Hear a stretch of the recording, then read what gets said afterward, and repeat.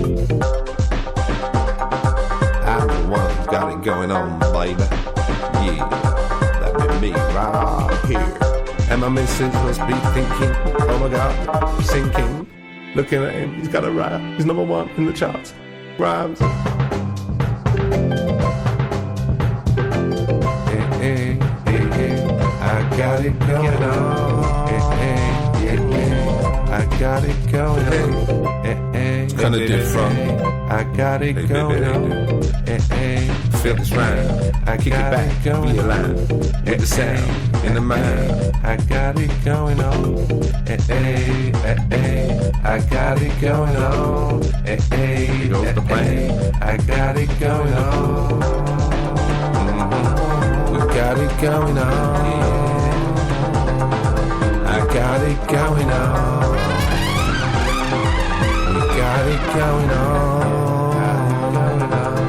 Got it going on. Got it going on. Got it going on. Yeah. Got it going on. This is the Ash Hawkins and Mr. Brett Show. The Ash Hawkins and Mr. Brett Show.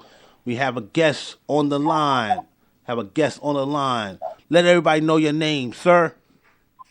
I'm ready to do some man up in the house. You know what it is. Definitely, man. Definitely. Tell everybody where you're from, man, and what made you want to get into this music game. I'm originally from Cali, but I moved to Louisiana when I was going into high school. And from then, I used to write stories growing up in elementary, different contests and stuff like that, poetry, different things like that. I guess as I got older, I just started writing it and turning it into rhymes. I really didn't get into the actual music part until I got later on in my college years. But as far as writing rhymes, I've been doing that my whole life. Oh, definitely, man. I'm gonna ask, what part of Louisiana you live in right now? I moved to Lake Charles, Louisiana. All right, cool. Because I got cousins out in Baton Rouge right now, so that's why I asked. All right, we are. Definitely, and they do music too. So I'm gonna try to link y'all up, man. For real. Most definitely. So what was the first how old were you when you first started doing your thing as far as music? As far as the music part, about 18, 19. As far as getting in the studio and trying to create something. But like I said, I've been writing. I probably started writing raps about 14. You know what I mean? I really got more in depth with it when I got about 18, 19. Cool. And what was the first song called that you written? The first song. Yeah. It's hard to say the first song because back then I was writing bits and pieces of things. Oh, okay. I really didn't. I was going off other people's beats. I really didn't create my own, song. I was just trying to figure out my flow pattern. I knew what I was trying to do. I knew it wasn't gonna come off.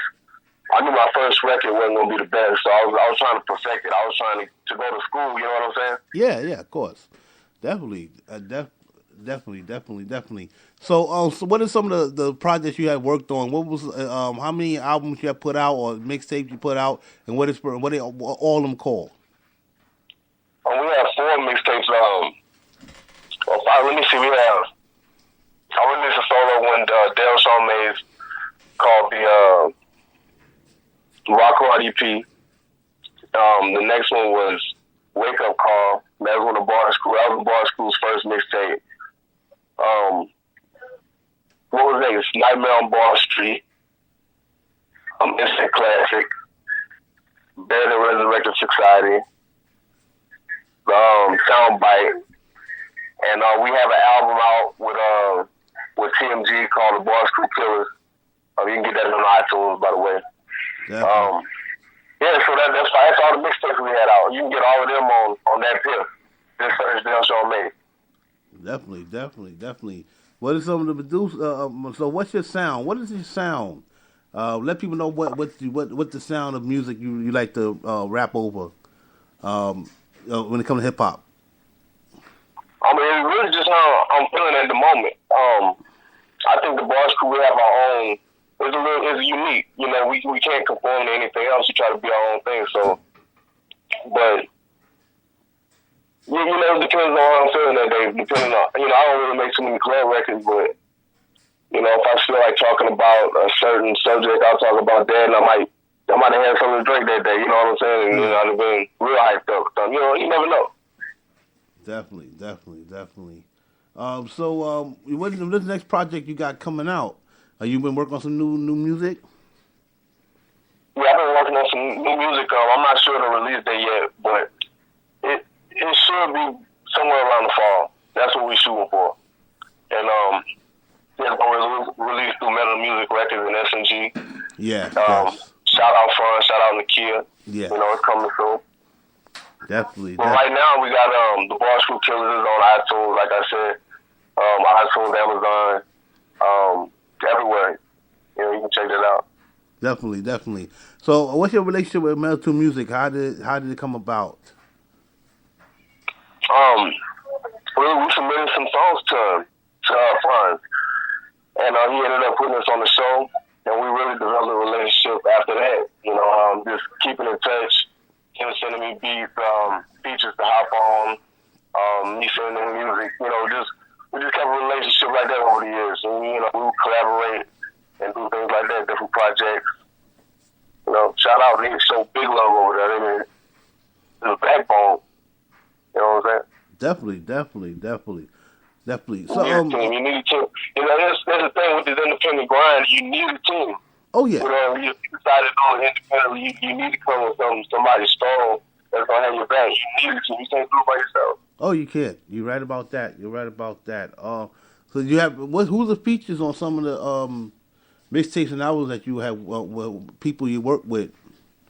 If you want to give them a shout out. Team Dope. Shout out Team Dope. They Metal Music artists as well. Black Girl. Who else we did some features with? We have a whole bunch of features, man. Shout out Aaron. I can't even think of them all right now, but we got a few features. In this next project, you can expect some Team Dope, you can expect some Black Girl. So I think that's it for this album, really. Thank you. Exactly. Think about it. Exactly. Yeah. So another question.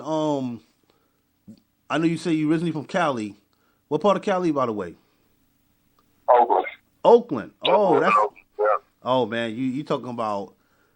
You talking about E40? You talking about? You talking about Too Short? Oh man, you talking about MC Hammer? Damn, you talking about? Right. And now you talking about people like what's his name? Little. I've got his name. But I also you got the Krayshawn and all them up there now. Little Debbie, yeah, you in a definitely place from a place where Superstars was made. But I want to ask you, like, what's the difference between living in Cali and living in Louisiana, and what is the difference when it comes to the hip hop scene? Well, first of all, moving from I moved from Oakland, California. And I say Lake Charles, Louisiana, but it's really, like 45 minutes from Lake Charles, a little town called Elton. Yeah. With 1,500 people. And, moving from something like that to a small town is definitely a culture shock. Just the way of living is different, But as far as the music scene, Master P was bumping down there, Yeah. We were bumping everywhere. So, everybody was listening to, but Pop, yeah. Did the underground? From both as far as Southern culture and local culture. I think as far as Southern and the West Coast, they have always had a big bond going back through hip hop. You can look at Too Short and you can say, Master P and all of that. Yeah, I forgot about Master P. Yeah, he was there. Tupac was also there because he did underground, which is a group that I used to love when I was growing up. Did underground. That whole Bay Area, man. They got superstar that came out of the Bay Area, man. And hopefully you'll be like one of them. I think you could. You probably are. But hopefully you'll be on that level one day. On both from the South and from representing the South and the in the Bay Area. Already. Definitely. So, what are some of the biggest obstacles you have to face while doing this music? I mean, obstacles come every day. Just being an independent artist. Yeah. You know, I mean, you got to figure out how to market yourself. You got to figure out how to promote yourself. You got to still make the music. You know, you got to figure out how to make money from it. You know, at the end of the day, it's a business. Yes. You know, so I mean, obstacles come every day, especially like me. I mean, I'm basically, you know, you learn on the go. You know, you ask as many questions as you can. You know, sit in as many sessions as you can. And, I mean, you basically learn on the go, so you're gonna make mistakes. You just gotta learn from them and keep on trusting. Oh yeah, definitely. So, what do you think about the industry in general? Like, which would you change if you saw it? This is a requesting because you know, I'm doing radio, so I always want to hear from a artist perspective. Well, I didn't even know perspective on. I mean, changing the hip hop, I changed the commercialism of it. But, you know, a lot of people, they talk down on hip hop because what they hear. But if you look at hip hop, it's getting back to the lyrics. It's getting back to being more creative. And, I mean, I can't say less commercial because it's always going to be money in it, you know, a whole bunch of money in it. But, you know, I mean, if you look at J. Cole's and Kendrick Lamar's and Wale's and the people out there that's on top, I think they're doing a good job with the lyrics, you know, bringing that back. But, I mean, of course, you still going to have other genres of hip-hop. There's always going to be somebody's other interpretation of hip-hop. So, I mean, I'm loving what hip-hop is right now. Definitely. One more question before I let you get into do some shout outs and everything. And I'm asking you this because now you're in the South now, living. You know the situations where happened in Baltimore and Ferguson with the cops and everything. You know, I always wanted to ask this. I want to ask you this question: like, what is how is it down in Louisiana as far as racial? As far as the diversity down there, and how do people get along or don't get along? I mean, I haven't had any problems, you know, personally. But I mean, you know, it's South. They've had their cases and things that have happened down there, you know. But I mean, personally, I haven't had any. You know, I think that's a terrible thing. Oh, okay. Definitely. Well, that's good, man. That's good that you ain't got into no problems, and you're just doing your thing. Definitely. That's how every person should live in America, and that's a good thing. You want to give any shout outs before we let you go, and also let people know where they can find you at. We give a shout out to Trauma, the Kid Fund,